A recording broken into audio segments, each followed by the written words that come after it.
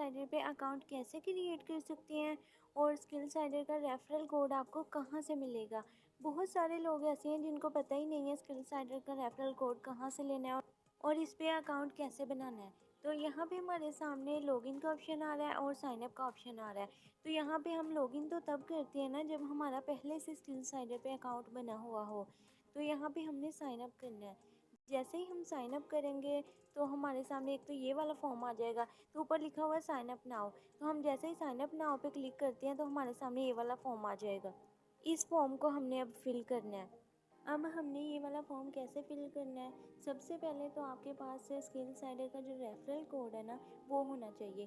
अगर आपके पास skill cider का रेफरल कोड नहीं होगा तो ये आप फॉर्म भी फिल नहीं कर सकते।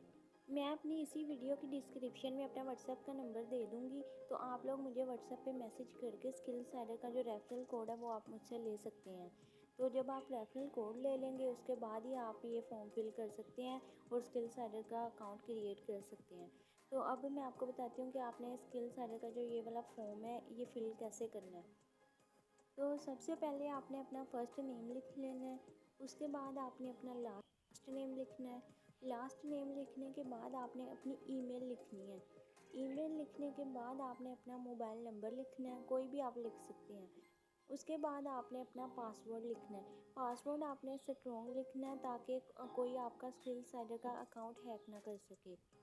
रेफरल कोड जो आपने मुझसे ले लेना है या जिससे भी आप अकाउंट क्रिएट करवा रहे हैं स्किल साइडर का, आपने उन्हीं से ले लेना है, ठीक है। उसके बाद सिलेक्ट स्टेट में आपने सेलेक्ट कर लेना है आप पंजाब से हैं, सिंध से हैं, जहाँ से भी हैं वही आपने सेलेक्ट कर लेना है, ठीक है। उसके बाद स्किल साइडर में आपको 3 पैकेजेस दिए जाते हैं। स्किल साइडर लाइट पैकेज है, स्किल साइडर स्टैंडर्ड है और स्किल साइडर प्रो पैकेज है। तो इन तीनों में से आपने जो भी लेना है वही आपने सेलेक्ट कर लेना है। इसके बाद यहाँ पे लिखा हुआ है इंटर कूपन कोड। तो इंटर कूपन कोड में आपने कुछ भी नहीं लिखना। ये मैं आपको बार बार बताती हूँ कि इंटर कूपन कोड में आपने कुछ भी नहीं लिखना। उसके बाद आ जाता है पेमेंट मेथड। तो यहाँ पे आके लोग बहुत ज़्यादा परेशान हो जाते हैं कि पेमेंट मेथड में अब हमने क्या करना है। तो ऊपर जो आपने अपना पैकेज सेलेक्ट किया है ना, अगर आपने लाइट किया, स्टैंडर्ड किया या प्रो किया है, कोई भी आपने पैकेज अपना सेलेक्ट किया है तो उसकी पेमेंट आपने यहाँ पे करनी होती है। जब आप पेमेंट मेथड के ऊपर क्लिक करते हैं तो स्किल साइडर कंपनी के आपको नंबर दिए जाते हैं।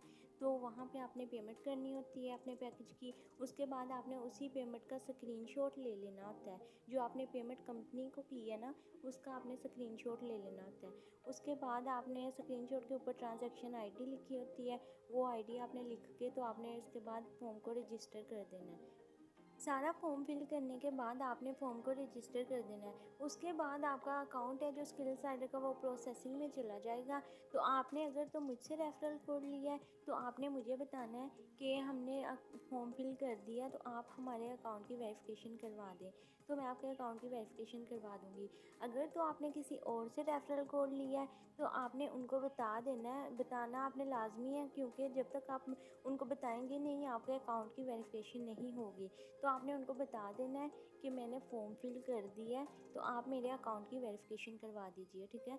और जो आपने पेमेंट की होगी ना उसका स्क्रीनशॉट और आपने अपनी जीमेल जिस पे आपने अकाउंट बनाया है ये 2 चीज़ें आपने उस बंदे को सेंड कर देनी है जिससे आपने रेफरल कोड लिया है। तो फिर अगर आपने मुझसे रेफरल कोड लिया होगा तो आपने अपनी पेमेंट का जो स्क्रीनशॉट है वो और जीमेल आपने दोनों चीज़ें मुझे सेंड कर देनी है।